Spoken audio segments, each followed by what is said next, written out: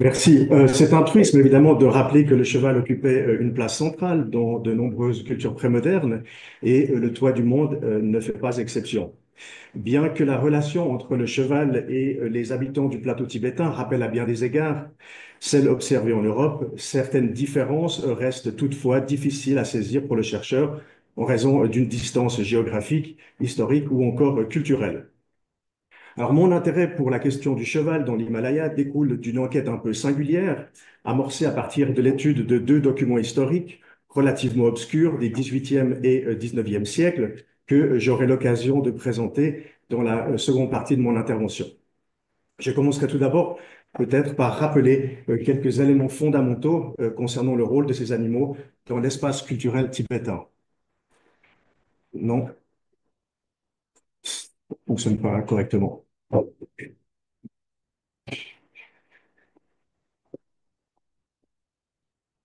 C'est pas celle-ci? Il devrait y avoir une, il, il devrait Ah, avoir la carte son. Bon, on va laisser comme ça. ouais, désolée. Alors, le plateau tibétain mesure 2,5 millions de kilomètres carrés, soit 5 fois la superficie de la France, et culmine à une altitude moyenne de 4 500 mètres, ce qui en fait la région habitée la plus élevée et l'une des plus vastes de la planète. Au sud, la chaîne de l'Himalaya, longue de plus de 2400 kilomètres, constitue une barrière naturelle entre le plateau tibétain et le sous-continent indien. Alors, j'utiliserai ici le terme générique de tibétain pour désigner les populations du plateau comme celles de l'Himalaya, bien que ces régions rassemblent des communautés de fait assez diverses. Ces groupes humains partagent toutefois une langue commune, une vision religieuse du monde et un mode de vie fondé sur l'agro-pastoralisme. Vous avez à l'écran un proverbe traditionnel qui exprime d'ailleurs bien le mode de vie des habitants du plateau tibétain, Tanor luxum pankigyen, Jone sensum shinkigyen, soit le cheval, les bovins et les moutons sont les trois joyaux des pâturages, l'orge, le blé et les pois sont les trois trésors des champs. Le cheval Ta en tibétain ouvre ce proverbe et incarne un pilier de la culture tibétaine qu'il partage d'ailleurs avec les peuples des steppes voisines. Bien plus qu'un simple moyen de transport, il est au cœur de l'organisation sociale, militaire et économique des nomades d'Asie centrale. Symbole de prestige, il joue aussi un rôle clé dans leurs rituels, leur ancrage au territoire et leur système de croyance. Très tôt, le cheval apparaît donc dans les sépultures tibétaines des périodes préhistoriques et plus particulièrement à l'époque pré-bouddhique. Il occupe alors une place centrale en tant qu'animal psychopompe par excellence. Il est le compagnon du défunt, capable de guider son âme vers l'au-delà. On le sacrifie donc et on l'enterre aux côtés des élites princières et guerrières, aussi bien dans des tumulus monumentaux que dans des tombes à chambre plus modestes, comme celle documentée ici dans la région du Bouglé, au Tibet occidental. On retrouve notamment dans les sépultures de l'époque impériale tibétaine, entre le 7e et le 9e siècle, un riche mobilier funéraire destiné aux défunts. Et par exemple, cette fine plaque délicatement martelée dans une feuille d'or représente un archer monté sur un cheval lancé au galop et incarne l'esprit martial et l'équipement des cavaliers de l'Empire tibétain qui dominaient alors la Haute-Asie et une partie de la Chine. Autre exemple, il y a une animation, enfin, il y a une partie de l'image qui a disparu. Il s'agit ici d'un détail d'une selle, d'un fragment de selle en or, aussi d'époque impériale, qui montre un archer lancé en pleine allure, décochant ses flèches à la poursuite de deux cervidés dans une scène de chasse tout à fait typique de l'art des steppes eurasiennes. La culture matérielle reflétant le prestige des chevaux a survécu jusqu'à nos jours, comme l'atteste encore cette selle luxueuse qui faisait partie des attributs cérémoniels de l'ancien gouverneur du Tibet oriental, et ceci dans la première moitié du XXe siècle. Aujourd'hui encore, les traditions équestres tibétaines demeurent bien vivantes, notamment à travers des festivals populaires très animés. Et lors de ces événements, les cavaliers s'affrontent dans des épreuves de vitesse, d'archerie montée ou encore dans des démonstrations d'adresse impressionnantes. Une des épreuves les plus spectaculaires consiste notamment à foncer au galop, puis à se pencher dangereusement sur le côté du cheval, tel un acrobate, pour saisir au vol une écharpe de soie blanche posée au sol. Alors, les images que vous voyez ici ont été prises lors du festival de Nachu, le plus grand événement équestre du Tibet du Nord, un événement qui, chaque année, rassemble des dizaines de milliers d'éleveurs qui dressent un campement dans les prairies qui entourent la ville.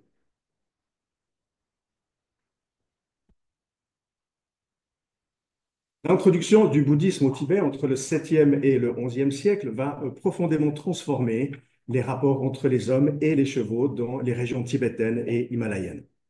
Première conséquence, l'adoption d'un nouveau système de pensée fondé sur les renaissances successives et l'accumulation des actes vertueux pour se libérer du cycle des réincarnations. Cette conception bouleverse les croyances sur l'au-delà et modifie les pratiques funéraires. Les sacrifices d'animaux sont alors proscrits et les chevaux ne suivent plus les défunts dans la mort. Seconde conséquence, la transmission du savoir hippiatrique venu d'Inde. Avec l'essor du bouddhisme, le Tibet occidental en particulier devient alors un carrefour de circulation des savoirs. Au début du XIe siècle, le roi tibétain, Ladé, commande la traduction d'un traité indien de médecine équine, l'Ashva-yurveda, qu'il confie alors au grand maître et traducteur tibétain Rinchen Zongpo. Ce mouvement donne naissance à des manuels d'hippiatrie présentés sous forme de manuscrits illustrés, tels que celui du roi du Mustang, un royaume que vous avez à l'écran, un royaume situé au nord-ouest du Népal. Ces manuels recensent jusqu'à 72 types de chevaux et abordent l'anatomie, les soins vétérinaires, essentiellement à base de plantes, la moxibution, les saignées, mais aussi des rituels bouddhistes et des formules incantatoires pour guérir les animaux malades. Voilà, nous allons à présent nous intéresser aux régions tibétophones de l'ouest du plateau, en particulier aux périodes prémodernes. Alors, j'ai déjà attiré votre attention sur les fouilles archéologiques du Bouquet, ainsi que sur le traité d'hippiatrie du Mustang. Autre fait notable, un mythe tibétain situe l'origine et la domestication des tout premiers chevaux au pied du mont Kailash, que vous avez à l'écran, la montagne sacrée du monde indo-tibétain. Mais c'est au Ladakh et dans la vallée de la Spiti que nous allons nous arrêter, des régions qui ont joué un rôle majeur dans l'élevage et le commerce des chevaux de l'Himalaya. Alors, le cheval de la Spiti est aussi appelé par son nom tibétain, Chumurti, et généralement considéré comme un descendant du poney tibétain. Dans la littérature coloniale de l'Inde britannique, cette monture est célébrée pour sa robustesse et son endurance exceptionnelle, car elle est capable de parcourir de longues distances à travers les terrains les plus hostiles des hauts plateaux désertiques. Et c'est d'ailleurs cette aptitude remarquable qui lui a valu le surnom évocateur de vaisseau des déserts froids. Ce n'est qu'au XVIIIe siècle que le rôle stratégique de ce cheval dans les régions frontalières de l'Himalaya occidental commence à apparaître clairement dans les sources tibétaines. Deux documents sur ce sujet proviennent du roi Tashi Namgyel, qui est un souverain de la dynastie Ladakhi, qui s'est intéressé de près à l'élevage des chevaux provenant de la vallée de la Spiti. Alors, le premier document est une charte datée de 1748.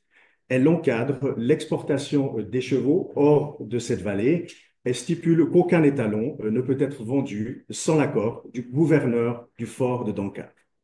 Alors, le site de Dankar, qui est visible ici à l'écran, était la capitale administrative de cette vallée.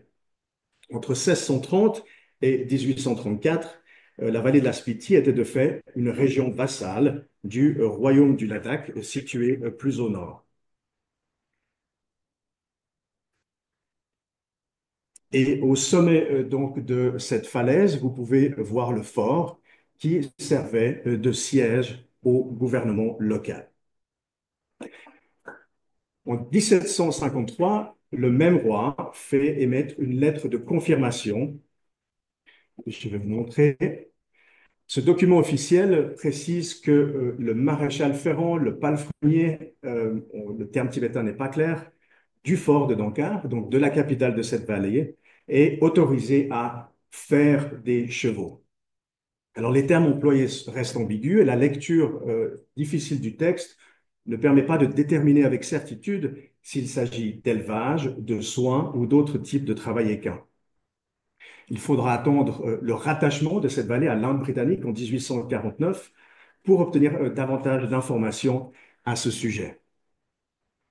Et c'est donc 2 ans plus tard, en 1851, qu'un nouveau document, sous la forme d'un permis bilingue ourdou-tibétain, est accordé au Beda de la capitale. Là encore, il est précisé que cette personne est la seule responsable des chevaux pour l'ensemble de la vallée de la Spiti et que ce droit est inaliénable. Alors, les sources britanniques de l'époque révèlent que le document fut délivré par le major William Hay à la demande du Beda de Dankar. Il faut alors se plonger dans un rapport de Hay au sujet de la Spiti pour découvrir enfin le sens des 2 documents que nous venons de voir. Et je cite ce rapport. L'élevage des chevaux de la Spiti reçoit peu d'attention. Ceux qui ne servent pas à la reproduction sont castrés entre 2 et 3 ans. Le droit de castration était généralement confié à une seule personne sur décret scellé du Ladakh. Fin de citation. Donc, à la lumière de ce commentaire, on comprend enfin que la lettre de confirmation de 1753 et le permis de 1851, bien qu'espacés d'un siècle, concernent en réalité la castration des étalons. Ces documents montrent qu'une famille de la capitale de la Spiti s'était approprié le monopole de la production des ongles, un privilège qu'elle faisait systématiquement reconfirmer par écrit à chaque changement de pouvoir politique dans la région. Mais pourquoi le permis britannique mentionne-t-il la caste de cette famille et qui étaient donc ces Beda? De fait, les Beda formaient un groupe marginalisé de l'Himalaya, notamment dans la Spiti, mais aussi au Ladakh. Considérés comme des étrangers dans la société tibétaine et relégués en bas de l'échelle sociale, ils exerçaient la fonction de musiciens de cour et de ménestrels. Ce groupe endogame était soumis à des interdictions et à des tabous euh, visant à empêcher des pollutions rituelles. Soit ses membres ne pouvaient pas se marier en dehors de leur caste et leur nourriture et leur vaisselle étaient considérées comme impures. C'est donc dans ce contexte qu'une famille de la capitale, une famille de Beda, s'est chargée de castrer les chevaux, un travail considéré dans une société bouddhiste comme sale en raison du sang, de la douleur, voire du risque de mort. Ce rôle à la fois essentiel et dévalorisé avait néanmoins permis à cette famille de musiciens de la capitale d'acquérir une position officielle dans l'économie de leur vallée. La pollution rituelle liée à des activités comme les funérailles, le dépeçage d'animaux ou la castration était et de fait reste encore prise très au sérieux, comme l'attestent aussi bien les sources britanniques de l'époque que les observations ethnographiques actuelles. En 1820, par exemple, le vétérinaire William Moorcroft parcourt l'Himalaya à la recherche de chevaux pour le compte de la Compagnie des Indes. Il est alors en route pour le Ladakh et 2 animaux de sa caravane étant trop nerveux, il est décidé qu'ils doivent être castrés sur place. Le lendemain, de violentes pluies s'abattent sur la région que les locaux attribuent immédiatement en fait à cette opération jugée sacrilège.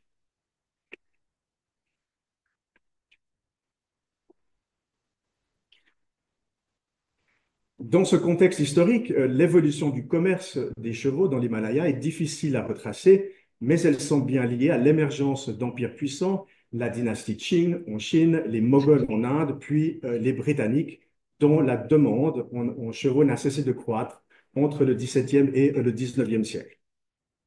Les besoins militaires de ces empires ont fortement stimulé la demande en bêtes, poussant les souverains, y compris ceux du Tibet occidental, à encadrer étroitement l'élevage et le commerce de ces animaux.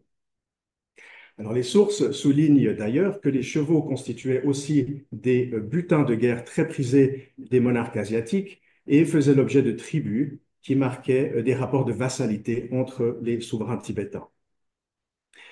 L'histoire du Ladakh et de la Spiti ont fourni des exemples parlants, notamment à travers des fresques d'une chapelle bouddhique de la capitale de la Spiti. Alors, la construction de cette chapelle fut ordonnée par Nima Namgyel, qui est le roi du Ladakh, et la construction fut réalisée au début du XVIIIe siècle.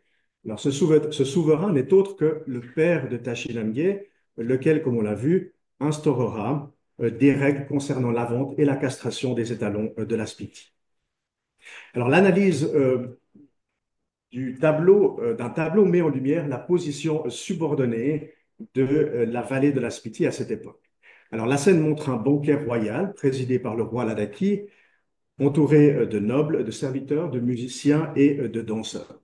Mais qu'on ne voit pas ici sur ce diapo. Mais un détail attire pourtant l'attention, l'arrivée d'un convoi annoncé par deux musiciens, ici en bas à gauche, probablement d'ailleurs des Bédas. Le personnage central du convoi est monté sur un cheval blanc. À l'arrière, un soldat d'infanterie ferme la scène en conduisant un autre cheval plus petit. Alors, cette représentation évoque les obligations fiscales imposées à la population de la Spiti, notamment les taxes en nature telles que les céréales et les lainages qui sont représentés par quatre mules lourdement chargées, qu'on voyait avant sur l'image, qu'on voyait sur l'image d'avant.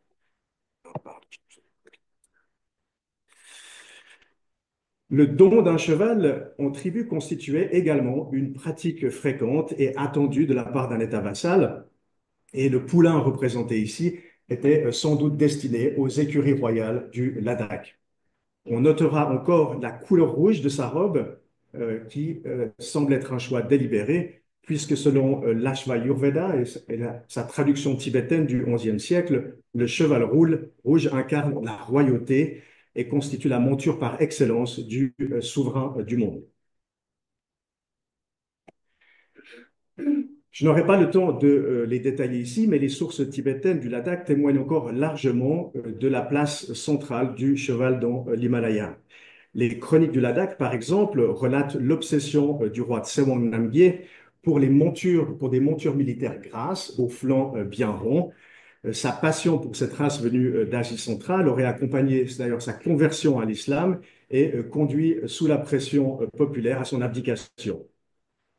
Puis, entre 1834 et 1844, des documents diplomatiques ladakhi mentionnent un éleveur musulman du nom de Ali Hussein qui était chargé de dresser, d'évaluer, voire d'écarter certains chevaux indigènes et centra-asiatiques des écuries royales du Ladakh.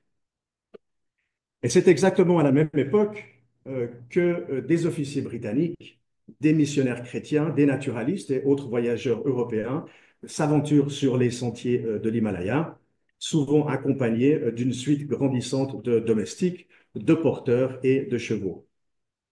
Les archives coloniales britanniques suggèrent qu'à partir du milieu du XIXe siècle, la demande en chevaux de la Spiti connaît une forte hausse, entraînant une multiplication par 3 du prix de ces animaux. L'effondrement du royaume du Ladakh et l'annexion des régions frontalières par l'Inde britannique faciliteront finalement l'exportation de ces montures hors de la vallée de la Spiti. L'histoire des vaisseaux des hauts plateaux ne s'arrête pas là, bien qu'ils jouissent encore d'une certaine renommée. Le cheval de la Spiti est aujourd'hui classé parmi des races en voie de disparition. Et face à cette menace, l'Inde a mis en place en 1986 une ferme d'élevage dédiée à la préservation de cette lignée. Depuis les années 1990, le service vétérinaire de l'État indien d'Himachal Pradesh dont dépend aujourd'hui la Spiti, organise chaque année la castration des mâles excédentaires. Quant aux Beda, donc de la capitale, eh bien, ils ont retrouvé leur rôle de musiciens. Voilà, si le sujet vous intéresse, cette recherche est disponible en accès libre sur le site de la Revue d'études tibétaines. Et pour en apprendre davantage sur l'histoire de ces régions de l'Ouest himalayen, vous pouvez consulter le livre Spiti, la vallée gigantesque aux strates multicolores.